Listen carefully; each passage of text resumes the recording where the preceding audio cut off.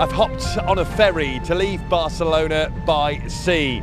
In 7.5 hours, I'll be in Mallorca. I'm Sports Travel Tom, and I'm inviting you to explore our world through its best sports events and adventures on my Planet Playground Journeys series. I'm currently travelling across Spain to experience 3 of its iconic footballing cities. My journey began in Valencia, where I soaked up a match day at the mighty Mestalla, before travelling north by train to Barcelona to check in on Camp Nou's renovations and experience a match day at the city's Olympic Stadium. Now I'm taking the ferry from Barcelona to Mallorca, where I'll find a carnival of a football experience and tell you why you must get to a Mallorca game. Welcome to Planet Playground Journeys. If you love to explore our world through its great sporting events and adventures, please do subscribe, like the video and comment below. I have to say, Barcelona is such a magical city, isn't it? Such a footballing city as well. Last night was a brilliant experience. The second on our journey, and I'm looking forward to the third one in Mallorca.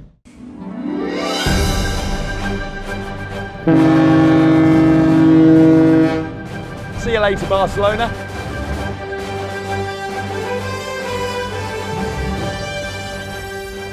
Of course, this journey from Barcelona to Palma de Mallorca you could do on an hour's flight, even less actually.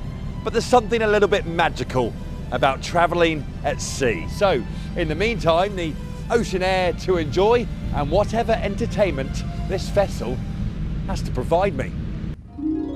My ship today is the GNV Sirio, a stalwart of Mediterranean ferry crossings. So as we head out to open waters, I thought I'd have a little look around, although disappointed to see the bar is not yet open. So time in the sunshine for a spot of reading and soaking up the sea air. That sea air becoming quite chilly as we moved offshore, but nothing was going to stop me exploring. Just a couple of things I've picked up on since stepping on board this luxury liner. There didn't seem to be a champagne welcome drink, which was a little bit disappointing. I thought travelling by sea was luxurious. That does also remind me I forgot to pack my tux, which I will obviously need later on for the captain's reception, which I'm sure will be taking place at some point on this voyage. Well, I've found the location for the captain's reception, and good news, there is a drink on offer, but there's no sign of the captain, and I'm starving, so I'm not waiting. After lunch, I whiled away the hours with more walking, and of course, the great thing about sea travel is that moment when you see land again. Looks nice and sunny in Mallorca, doesn't it? And that's the site of the Tramontana mountain range, the backbone of the island of Mallorca. And with it coming into sight, it means we are closing in on our destination. Soon, when you see the Cathedral Basilica de Santa Maria de Mallorca come into view, you know you're not far away from the port of Palma. That's us docked. Good parking. Right, the port, the Palma, back on dry land, and our third football match awaits. There is always something quite special about arriving at your destination by sea. So welcome to Palma de Mallorca, the final stop on this Planet Playground journey. Palma de Mallorca is a wonderful city full of colour, tradition, entertainment and adventure. And on a match day, you'll see plenty of football shirts around, even AC Milan tops, and I can highly recommend this bar for a pre-match drink. And whilst Bar Bosch is tempting for a drink, don't spend too much time there and miss out on the city's Pierre de Resistance. Whilst the cathedral is one of this city's main attractions, there's also another one, and it's called the Visit Mallorca Stadium. You You can get the bus from the city's intermodal train station, which will take you all the way to the stadium in around 20 minutes. And ideally, there's a bar there as well, so if you have to wait for your bus, there's time for a quick drink. Once it's time to go, you can get the number 8 or number 6 bus to Son Moix, which is where the stadium is located. So, let's get going. Or not. Well, it was all going so well, but now it's raining and they wouldn't let me on the bus, and that's because you actually need a travel card to travel on the buses in Palma de Mallorca. You can't just tap on with your bank card like you can do in many countries. So that's something to be aware of. Make sure you get a travel card before you try and get on the bus and get to the match. Luckily, you can buy travel cards from these machines right outside the train station where the bus stops are, and take 2. It worked that time. And I'll tell you what else worked. Getting on the bus just in time ahead of this downpour. All aboard, Mallorca fans. The bus, of course, is a new mode of transport for this Planet Playground journey, having done trains, funicular railways and ferries so far. And as the locals are demonstrating on these Mallorcan buses, it's a good idea to hold on. Pre-match routine, checking the team news. And look at that, as I disembark the bus, the sun is back out. And as I'm about to witness, the sunshine only adds to one hell of a pre-match party. Mallorca Stadium might be located in the industrial part of the city, but that doesn't stop the atmosphere and the party pre-match. This is fantastic.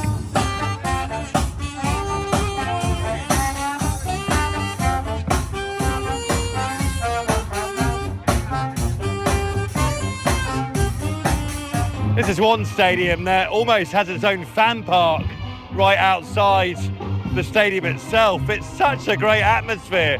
Big band playing, fans here, ready for game time.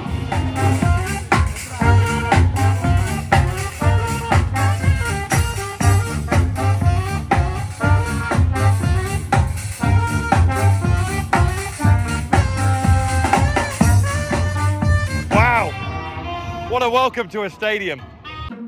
And it's not just the musical entertainment which has surprised me. The Mallorca Sports Bar is legendary, with a great indoor atmosphere as well as open bars outside. The beers are just €3 at the stadium. Brilliant value when you're amongst this atmosphere. And if the big band wasn't good enough, look what we've got now.